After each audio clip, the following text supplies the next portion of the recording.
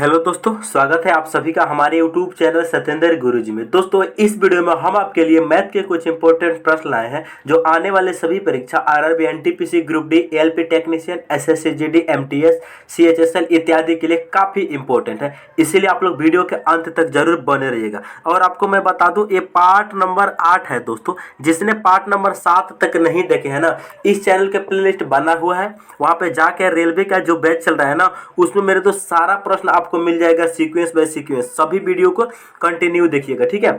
और देख रहे हैं इसमें किस प्रकार से क्वेश्चन भी दिया आपको। तो चलिए शुरू करते हैं प्रश्न संख्या 1 से।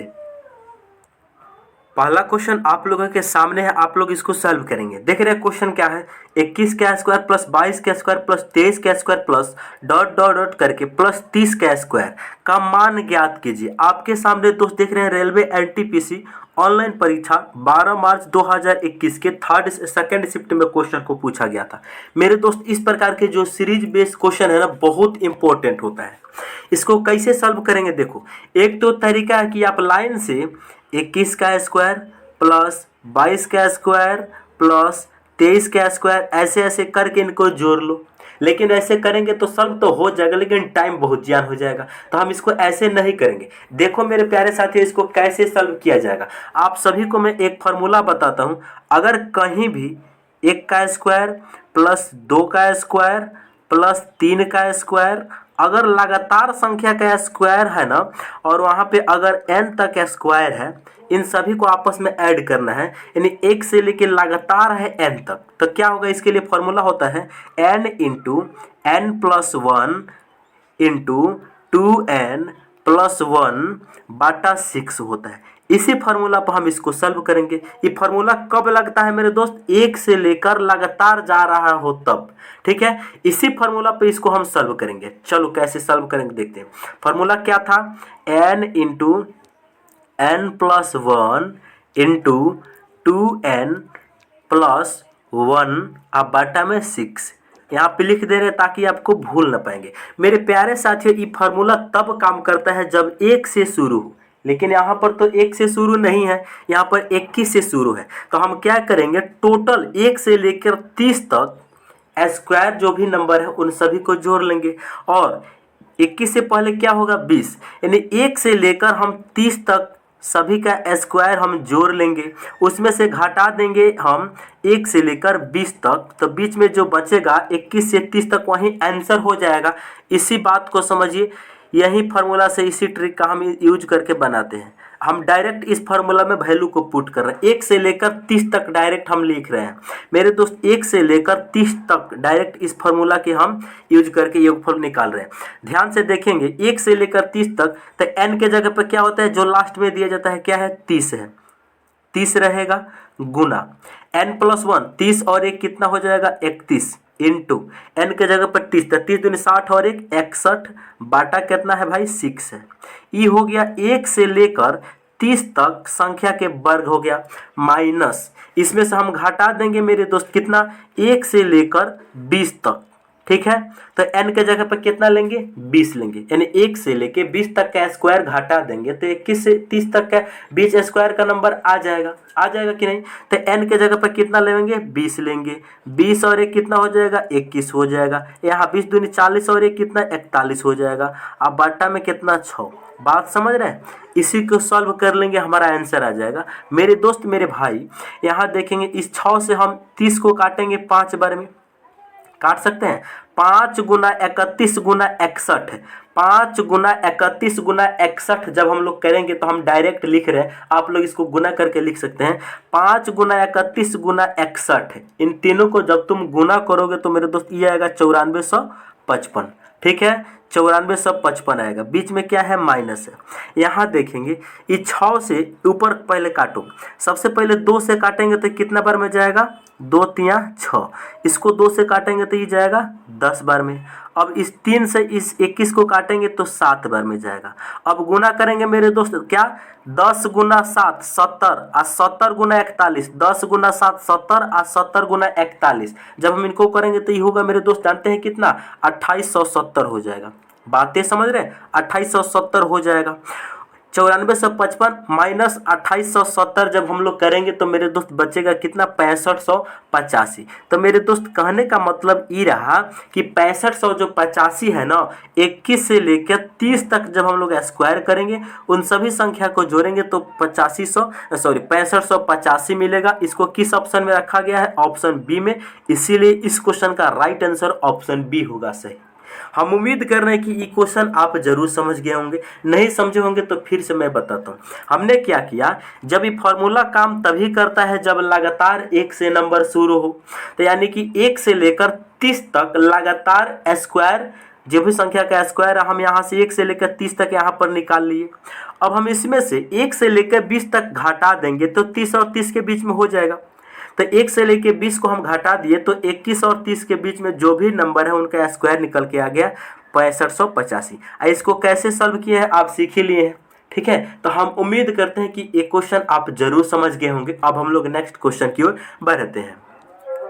चलिए अगला क्वेश्चन काफी इंपॉर्टेंट है मेरे दोस्त, रेलवे का एग्जाम के लिए बहुत इंपॉर्टेंट है। इसको टिक करेंगे और यहाँ पे 2 कंसेप्ट यूज होने वाला है। आप दोनों कंसेप्ट को इस क्वेश्चन में जरूर सीख सकते हैं, थोड़ा भी ध्यान लगाइएगा तो देखेंगे। ध्यान क्या मेरे दोस्त, मैं आपको एक ट्रिक बताता हूँ। अगर कहीं भी x प्लस 1/x बराबर मान लेते हैं, अगर t दिया है, x प्लस 1/x बराबर क्या है?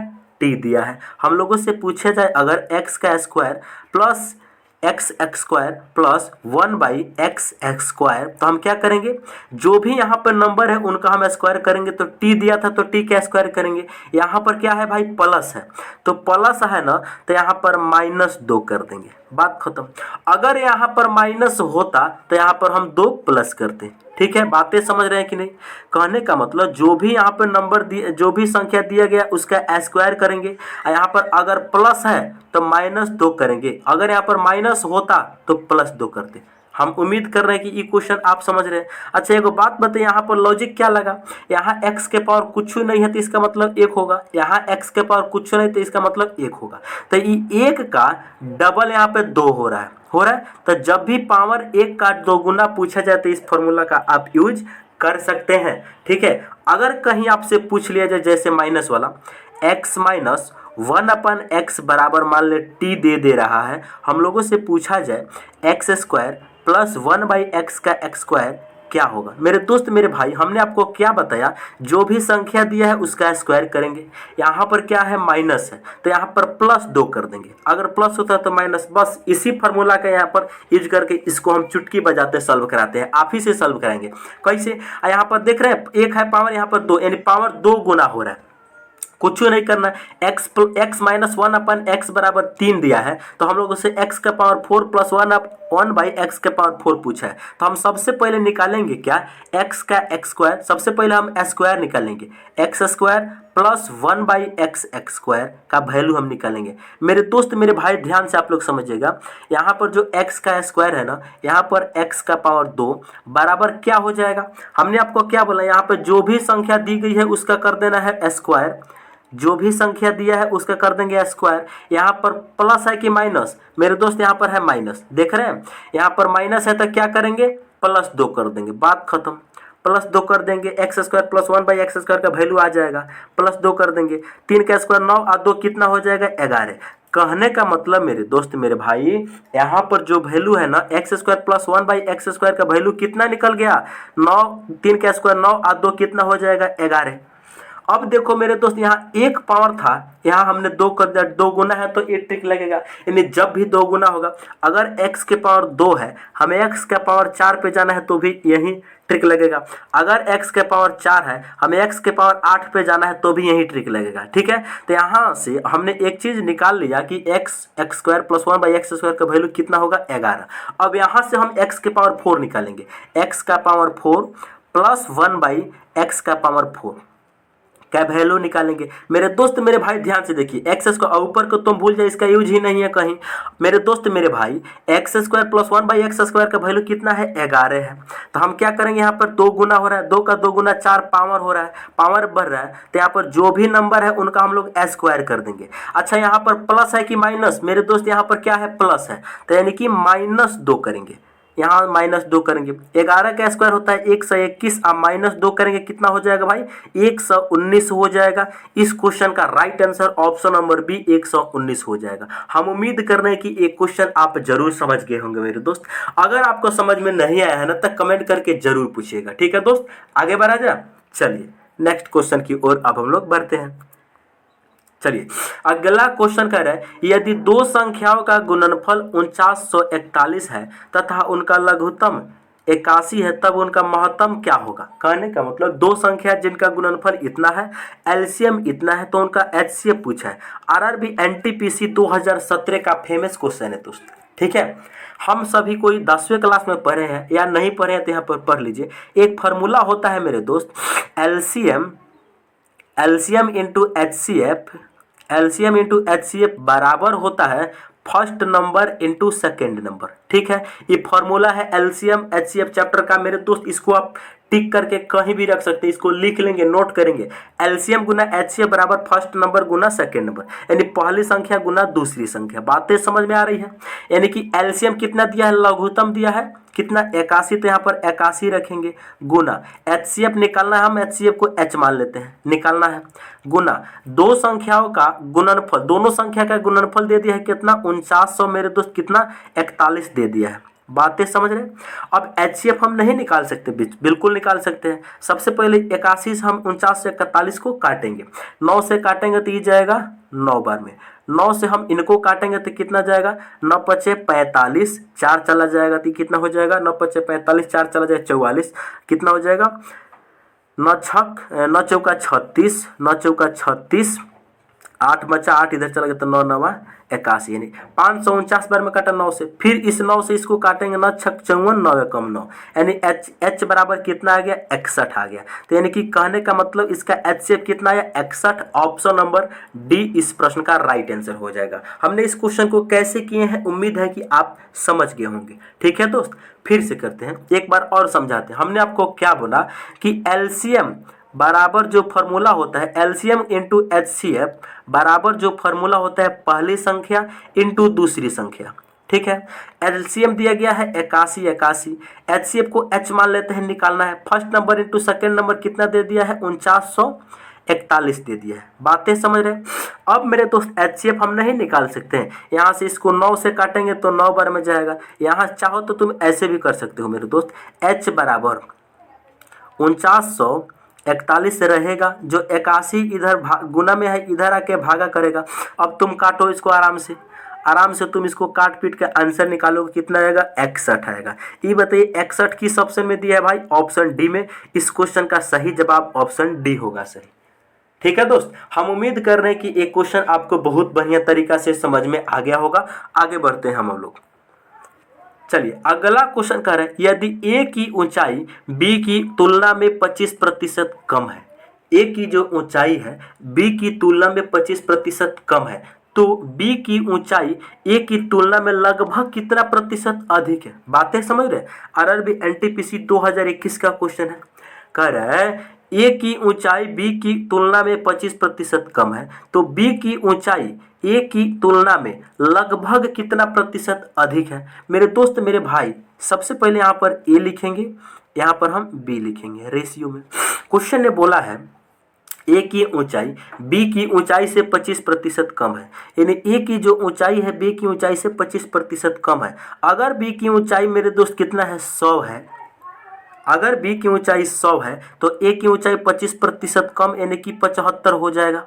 अब हम इनको रेशियो में कन्वर्ट कर लेंगे, रेशियो में कन्वर्ट करेंगे तो 25 या 75 और 25 चौका 100, 25 चौका 100। कहने का मतलब अगर बी 3 है तो ए कितना आ गया, यानी ऊंचाई बी की ऊंचाई मान लेते हैं, अगर 4 है तो ए की ऊंचाई कितना आ गया 3 आ गया, ठीक है। इस हिसाब से अब हम देखेंगे आगे क्वेश्चन कह रहा है तो बी की ऊंचाई ए की तुलना में कितना प्रतिशत अधिक है। मेरे दोस्त मेरे भाई, बी यहाँ पर कितना भार अनुपात में कितना ज़्यादा है, 1 ज़्यादा है। ए 3 है बी 4 है, अनुपात में कितना ज़्यादा है 1। केकरा से ज़्यादा है ए से, तो ए को नीचे रखेंगे, यानी प्रतिशत हम इंक्रीज प्रतिशत निकालेंगे, कितना प्रतिशत बढ़ती है। कहने का मतलब बात नहीं समझ पा रहे हैं। कह रहे हैं बी, तो बी की ऊंचाई ए की तुलना में लगभग कितना प्रतिशत अधिक है, तो हमें प्रतिशत निकालना है, बढ़ती यानी वृद्धि प्रतिशत निकालना है। बी का यहाँ से 3 से 4 हुआ है, 1 बढ़ा है, कि किससे कंपेयर कर रहे हैं, ए से, तो ए को नीचे रखेंगे, प्रतिशत में बदलना है, इसीलिए 100% का गुना करेंगे। मेरे दोस्त मेरे भाई, ये गुना होगा 1 से 100 में, तो ये हो जाएगा 100/3%। समझ पा रहे हैं, 100/3%। 100/3% को जब हम सॉल्व करते हैं तो जानते हैं कितना आता है, 33.3333 करके परसेंट आता है। तो लगभग में पूछा है, तो लगभग में हम 33.33 को हम डायरेक्ट 33% कह सकते हैं। इसका मतलब है कि जो बी की ऊंचाई है ए की ऊंचाई से 33% ज्यादा है। बातें समझ में आ रही है कि नहीं? एक बार और समझिए दोस्त, हमने आपको क्या बोला, ए की ऊंचाई बी की तुलना में 25% कम है। यहाँ देखते हैं ए और बी के रेशियो में, अगर बी मान लेते हैं 100 है तो ए 75 हो जाएगा। बातें समझ में आ रहा, पर इसको 25 से काटेंगे तो 3 बार में जाएगा, इसको 25 से काटेंगे 4 बार में जाएगा। यानी कि हमें निकालना है इंक्रीज कितना प्रतिशत अधिक है, तो यानी ए से एक्चुअल में बी कितना अधिक है, ए से बी एक्चुअल में कितना अधिक है, 1 अधिक है। कैसे कंपेयर कर रहे हैं, ए से, तो ए को नीचे रखेंगे, 100% से गुना लगा देंगे। जब इनको हम भागा देंगे 100 को 3 से, तो ये आएगा 33.333% चलता रहेगा। तो इसको लगभग में हम 33% बोल सकते हैं कि नहीं, इसीलिए ऑप्शन ए हो जा, इसका राइट आंसर ऑप्शन ए होगा। ठीक है दोस्त, आगे बढ़ा जाए। चलिए अगला क्वेश्चन है, 10 और 50 का तृतीयानुपाती ज्ञात कीजिए। आरआरबी ग्रुप डी 2022 का क्वेश्चन है, देखेंगे ध्यान से मेरे दोस्त मेरे भाई। कह रहे 10 और 50 का तृतीयानुपाती। मेरे दोस्त मेरे भाई, बहुत आसान और इंपॉर्टेंट क्वेश्चन है दोस्त, इसको आप टिक करेंगे, बहुत इंपॉर्टेंट क्वेश्चन है मेरे दोस्त मेरे भाई। 10 और 50 का तृतीय अनुपात मान लेते हैं x है, 10 पहला, दूसरा हो गया 50 और तीसरा मान लेते हैं हम x है।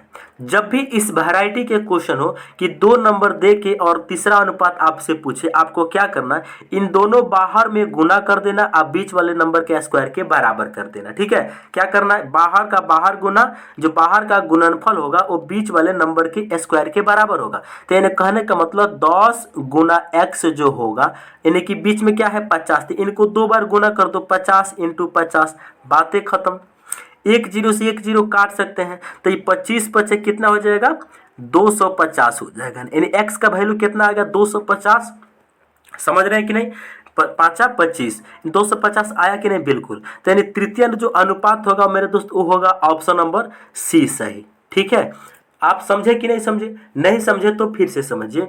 हमने आपको क्या बोला दोस्त, कि जो यहाँ पर 10 और 50 का तृतीय अनुपात बता रहा है। ठीक है, अगर आप लोगों से पूछ लिया जाए, फॉर्मूला लिख लीजिए, डायरेक्ट फॉर्मूला लिखेंगे। फॉर्मूला क्या होता है उसको लिख लेंगे। अगर ए बी सी देकर तृतीय अनुपात पूछा जाए तो तृतीय अनुपात ही होता है सी।